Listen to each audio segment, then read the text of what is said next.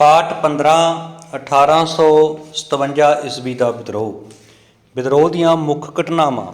ਜਿਵੇਂ ਕਿ ਇਸ ਤੋਂ ਪਹਿਲਾਂ ਅਸੀਂ ਬੈਰਕਪੁਰ ਤੋਂ ਇਹ ਵਿਦਰੋਹ ਸ਼ੁਰੂ ਹੋਇਆ ਸੀ, ਜਿੱਥੇ ਮੰਗਲ ਪਾਂਡੇ ਨੇ ਚਰਬੀ ਵਾਲੇ ਕਾਰਤੂਸ ਚਲਾਉਣ ਤੋਂ ਮਨ੍ਹਾ ਕਰ ਦਿੱਤਾ ਸੀ ਅਤੇ ਉਸਨੇ ਅੰਗਰੇਜ਼ ਅਫਸਰ ਹਸਨ ਨੂੰ ਗੋਲੀ ਮਾਰ ਕੇ ਮਾਰ ਦਿੱਤਾ ਸੀ। ਅਤੇ ਇਸ ਤਰ੍ਹਾਂ 29 ਮਾਰਚ 1857 ਤੋਂ 1857 ਈਸਵੀ ਦੇ ਵਿਦਰੋਹ ਦੀ ਸ਼ੁਰੂਆਤ ਹੋਈ ਸੀ। ਉਸ ਤੋਂ ਅੱਗੇ ਫਿਰ 10 ਮਈ 1857 ਨੂੰ ਮੇਰਠ ਦੇ ਸੈਨਿਕਾਂ ਨੇ ਕਾਰਤੂਸ ਚਲਾਉਣ ਤੋਂ ਮਨ੍ਹਾ ਕਰ ਦਿੱਤਾ ਸੀ।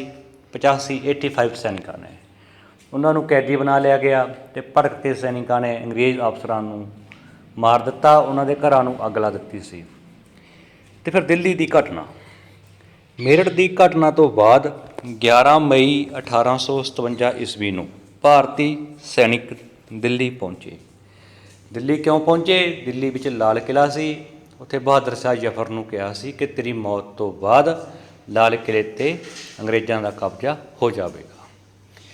ਦਿੱਲੀ ਦੇ ਕਮਾਂਡਰ ਰਿਪਲੇ ਨੇ ਉਹਨਾਂ ਨੂੰ ਰੋਕਣ ਦਾ ਯਤਨ ਕੀਤਾ, ਪਰ ਅਸਫਲ ਰਿਹਾ। ਕਰਨਲ ਅਤੇ ਹੋਰ ਅਫਸਰਾਂ ਦਾ ਕਤਲ ਕਰ ਦਿੱਤਾ ਗਿਆ।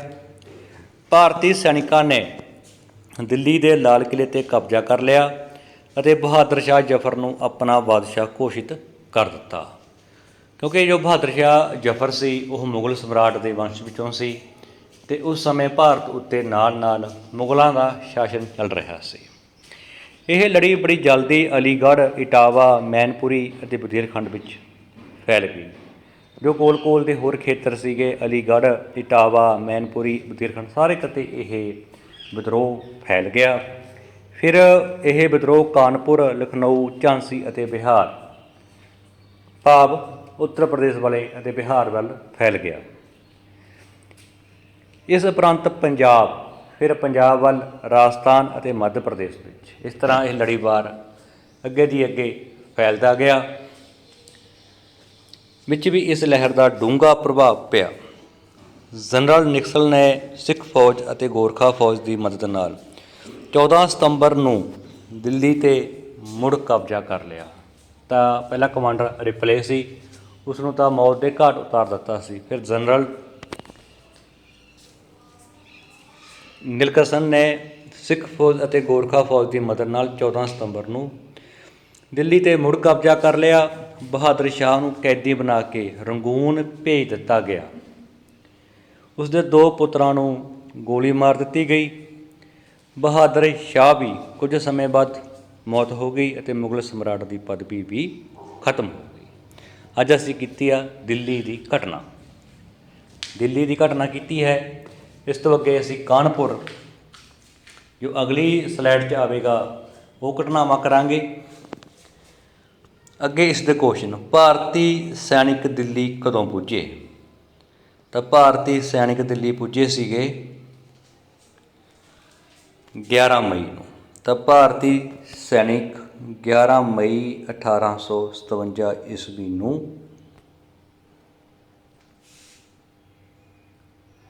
ਦਿੱਲੀ ਪੁੱਜੇ।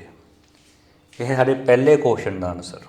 11 ਮਈ 1857 ਈਸਵੀ ਨੂੰ ਦਿੱਲੀ ਪੁੱਜੇ। ਇਹ ਸਾਡੇ ਪਹਿਲੇ ਕੁਐਸਚਨ ਦਾ ਆਨਸਰ ਹੈ। 11 ਮਈ 1857 ਈਸਵੀ ਨੂੰ ਭਾਰਤੀ ਸੈਨਿਕ ਦਿੱਲੀ ਪੁੱਜੇ। ਉਸ ਤੋਂ ਅਗਲਾ ਕੁਐਸਚਨ।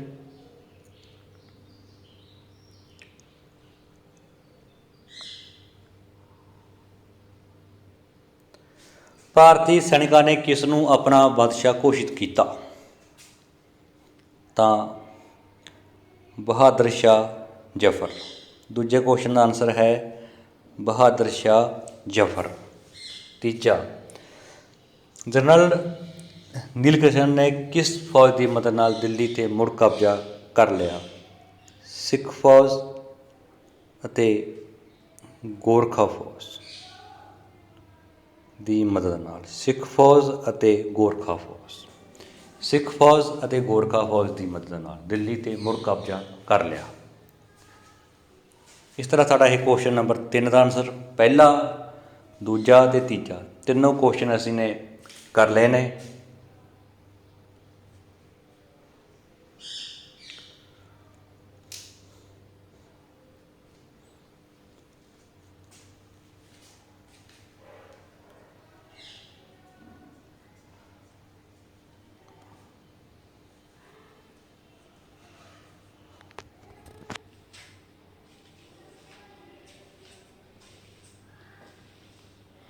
ਇਸ ਤੋਂ ਅੱਗੇ ਖਾਲਿਸਤਾਨ।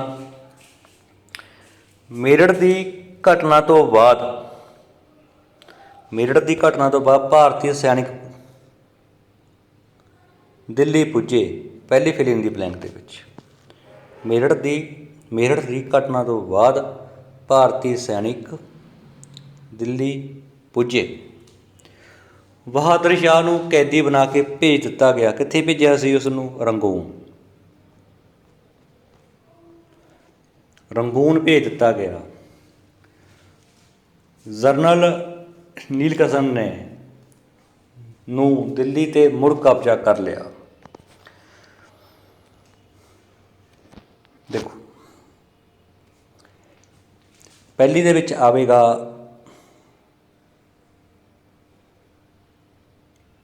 ਦਿੱਲੀ, ਦੂਜੀ 'ਚ ਆਵੇਗਾ ਰੰਗੂਨ, ਤੀਜੀ 'ਚ ਆਵੇਗਾ 14 ਸਤੰਬਰ। ਪਹਿਲੀ 'ਚ ਦਿੱਲੀ, ਦੂਜੀ 'ਚ ਰੰਗੂਨ ਅਤੇ ਤੀਜੀ ਦੇ ਵਿੱਚ ਆ ਜਾਏਗਾ 14 ਸਤੰਬਰ ਨੂੰ ਮੁੜ ਕਬਜ਼ਾ ਕਰ ਲਿਆ ਸੀ ਸਿੱਖ ਫੌਜ ਅਤੇ ਗੋਰਖਾ ਫੌਜ ਦੀ ਮਦਦ ਨਾਲ, ਜਨਰਲ ਨੀਲਕਰਨ।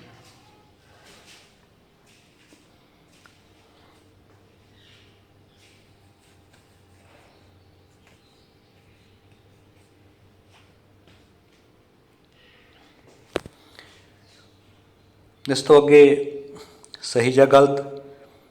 ਭਾਰਤੀ ਸੈਨਿਕਾਂ ਨੇ ਦਿੱਲੀ ਦੇ ਲਾਲ ਕਿਲ੍ਹੇ 'ਤੇ ਕਬਜ਼ਾ ਕਰ ਲਿਆ। ਸਹੀ, ਬਿਲਕੁਲ ਠੀਕ ਹੈ। ਇਹ ਵਿਦਰੋਹ ਕਾਨਪੁਰ, ਝਾਂਸੀ, ਲਖਨਊ, ਬਿਹਾਰ ਵਿੱਚ ਫੈਲ ਗਿਆ। ਇਹ ਵੀ ਠੀਕ ਹੈ, ਦੋਨੋਂ ਹੀ ਠੀਕ ਹਨ। ਇਸ ਤੋਂ ਅੱਗੇ ਇਹੀ ਸਲਾਈਡ ਅਸੀਂ ਕਰਾਂਗੇ ਇੰਗਲਿਸ਼ ਮੀਡੀਅਮ ਦੇ ਵਿੱਚ।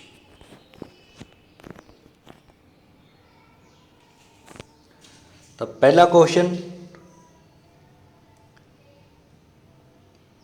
when did Indian soldiers reach Delhi? Delhi ਕਦੋਂ ਪਹੁੰਚੇ ਸਨ? The Indian soldiers reached Delhi on 11th May 1857. First question the answer.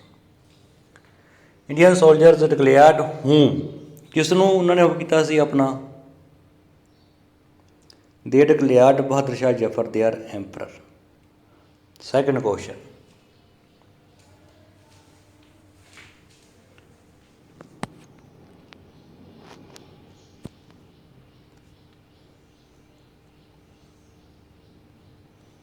first question,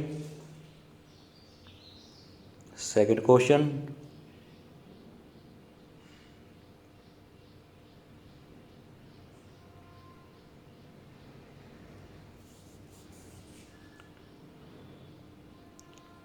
third question.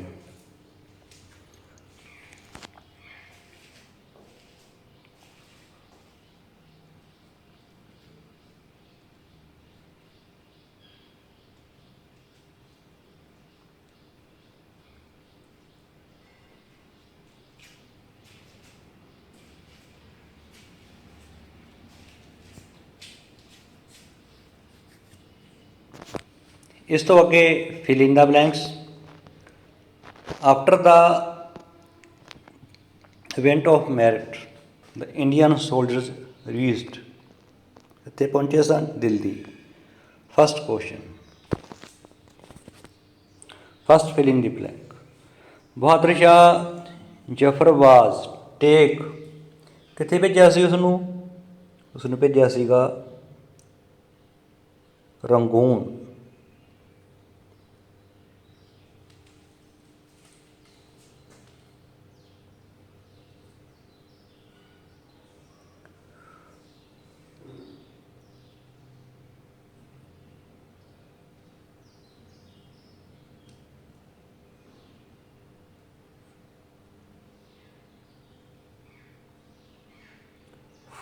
September.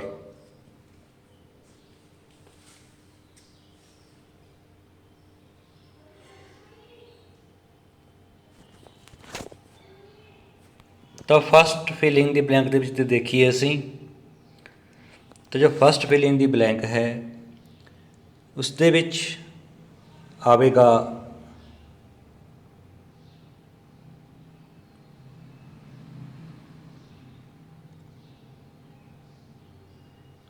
Delhi. Second ਦੇ ਵਿੱਚ ਆਵੇਗਾ ਰੰਗੂਨ। ਸੈਕਿੰਡ ਫਿਲਿੰਗ ਦੇ ਬਲੈਂਕ ਆਵੇਗਾ ਰੰਗੂਨ। ਅਤੇ ਥਰਡ ਦੇ ਵਿੱਚ ਆਵੇਗਾ 14 ਸਤੰਬਰ, 14 ਸਤੰਬਰ ਨੂੰ।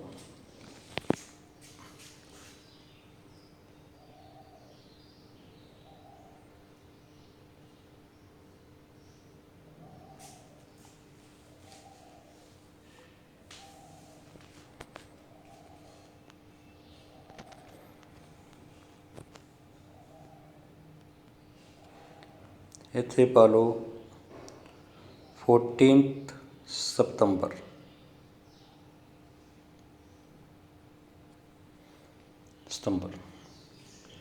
ਫਸਟ ਟ੍ਰਿਊ, ਸੈਕਿੰਡ ਟ੍ਰਿਊ, ਦੋਨੋਂ ਹੀ ਇਹ ਠੀਕ ਹਨ। ਇਸ ਤਰ੍ਹਾਂ ਅਸੀਂ ਅੱਜ ਵਾਲੀ ਸਲਾਈਡ ਦਾ ਕੰਮ ਅੰਗਰੇਜ਼ੀ ਅਤੇ ਪੰਜਾਬੀ ਮੀਡੀਅਮ 'ਚ ਕੀਤਾ। ਜੇਕਰ ਵੀਡੀਓ ਵਧੀਆ ਲੱਗੀ ਤਾਂ ਚੈਨਲ ਨੂੰ ਲਾਈਕ ਕਰੋ, ਸਬਸਕ੍ਰਾਈਬ ਕਰੋ, ਤਾਂ ਜੋ ਤੁਹਾਨੂੰ ਹਰੇਕ ਵੀਡੀਓ ਬਾਰੇ ਪਤਾ ਲੱਗ ਸਕੇ। ਧੰਨਵਾਦ।